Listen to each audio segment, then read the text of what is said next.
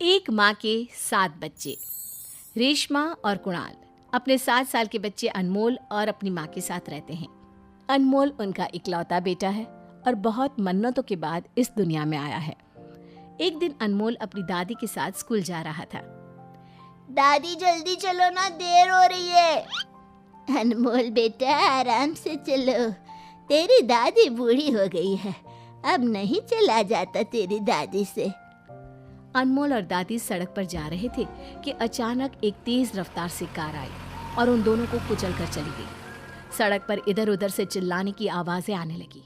जब सब लोगों ने पास जाकर देखा तो दादी और अनमोल सड़क पर लहूलुहान पड़े थे।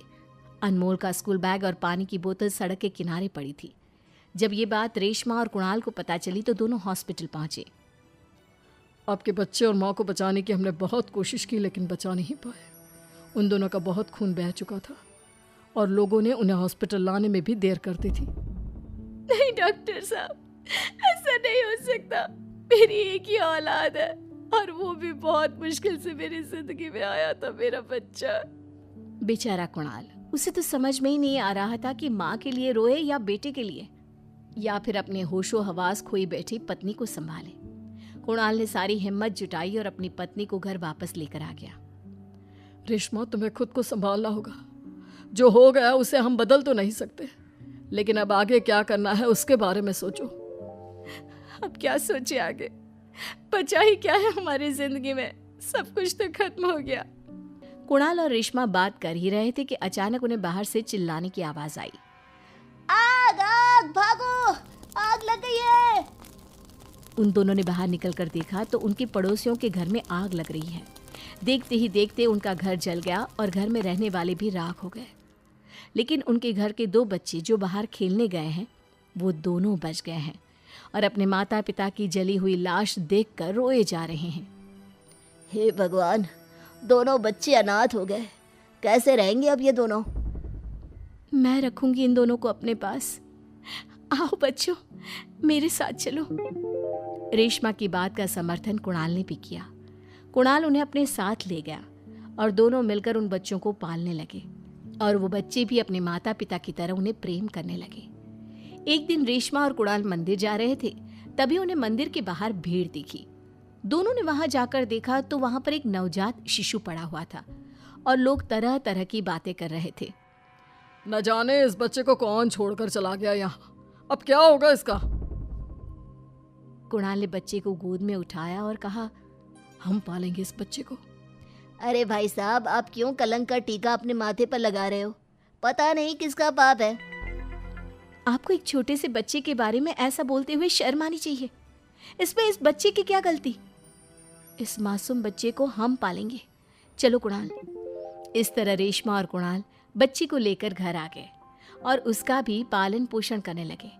इसी तरह कुछ दिन बीत गए और वो अपने तीनों बच्चों को लेकर घूमने गए थे कि उनकी नज़र सड़क के किनारे पर खड़े 3 बच्चों पर पड़ी। उनकी हालत बहुत खराब थी और वो बेचारे भीख मांग रहे थे। बच्चों, तुम भीख क्यों मांग रहे हो और तुम्हारे माता पिता कहाँ हैं? हमारे माता पिता नहीं है, हमारे गांव में बांध टूट गया था जिसके कारण गांव में बाढ़ आ गई और हमारे माता पिता उस बाढ़ में बह गए। रेशमा और कुणाल को उन बच्चों पर दया आ गई और उन्हें भी अपने साथ अपने घर ले आए। अब दोनों मिलकर अपने 6 बच्चों का पालन पोषण करने लगे। एक दिन रेशमा की बहन करिश्मा ने अपने जीजाजी और बहन को बुलाया। अच्छा हुआ रेशमा और जीजाजी आप दोनों आ गए। तुमने हमें इतने प्यार से बुलाया था कि हमें आना ही पड़ा। कैसी हो तुम? क्या बताऊं, बस जब से मेरे पति इस दुनिया से गए हैं मेरा किसी काम में मन नहीं लगता और अब तो मेरी तबीयत भी ठीक नहीं रहती। अरे क्या हुआ तुम्हारी तबीयत को? मुझे कैंसर है रेशमा। डॉक्टर ने कहा है कि मैं बस अब कुछ ही दिन और जिंदा रह पाऊंगी। अरे तुम्हें इतनी बड़ी बीमारी है, तुमने हमें बताया भी नहीं। तुमने हमें इतना पराया कर दिया। आप इन दिनों पहले ही गमों में डूबी थी। अनमोल और माँ जी के जाने की बात दुखी थी। मैं आपको और दुखी नहीं करना चाहती थी, इसलिए मैंने आप दोनों को कुछ नहीं बताया। रेशमा, मैं मरने से नहीं डरती, लेकिन मुझे एक ही चिंता सता रही है कि मेरे मुन्ने का क्या होगा। वो अभी बहुत छोटा है, मैं चाहती हूँ कि तुम इस बच्चे का ख्याल रखो। तुम चिंता मत करो करिश्मा, मैं तुम्हारे बच्चे को माँ की तरह पालूंगी, उसका ख्याल रखूंगी। तुम बस अपना ध्यान रखो।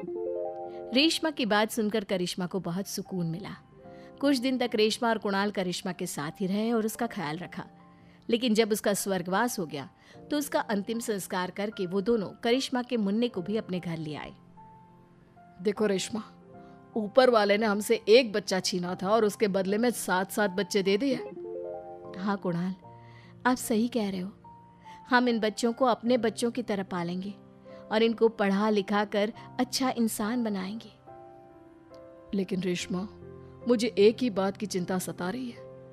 मैं इतना कमाता नहीं हूं कि इन सभी बच्चों को पढ़ा लिखा सकूं। हमें कुछ और काम भी करना होगा। आप फिक्र क्यों करते हो जी, मैं आपकी मदद करूंगी। हम दोनों मिलकर कुछ ना कुछ कर ही लेंगे। अब कुणाल दिन रात मेहनत करता। दिन में वो फैक्ट्री में काम करता और रात को टैक्सी चलाता। रेशमा भी घर पर छोटा मोटा काम कर लेती। धीरे धीरे करके रेशमा ने हर्बल ब्यूटी प्रोडक्ट्स बेचना शुरू कर दिए और कई सालों की कड़ी मेहनत के बाद उसने अपना काम बहुत फैला लिया। अब उसके प्रोडक्ट की डिमांड विदेशों में भी होने लगी। रेशमा, आज हम अपने 7 बच्चों की परवरिश बहुत अच्छी तरह से कर रहे हैं और ये सब तुम्हारी मेहनत का नतीजा है। कुणाल, जीवन के इस सफर में अगर आप मेरा साथ नहीं देते तो मैं कभी भी ये सब नहीं कर पाती। रेशमा और कुणाल अपने घर के आगे गार्डन में एक दूसरे का हाथ पकड़कर बैठे बात कर रहे थे और उनके साथों बच्चे गार्डन में खेल रहे थे। एक बच्चा दौड़कर रेशमा और कुणाल के पास आता है। माँ पापा आप भी आओ ना, हमारे साथ खेलो। हाँ हाँ चलो। अब रेशमा और कुणाल भी अपने बच्चों के साथ खेल रहे हैं।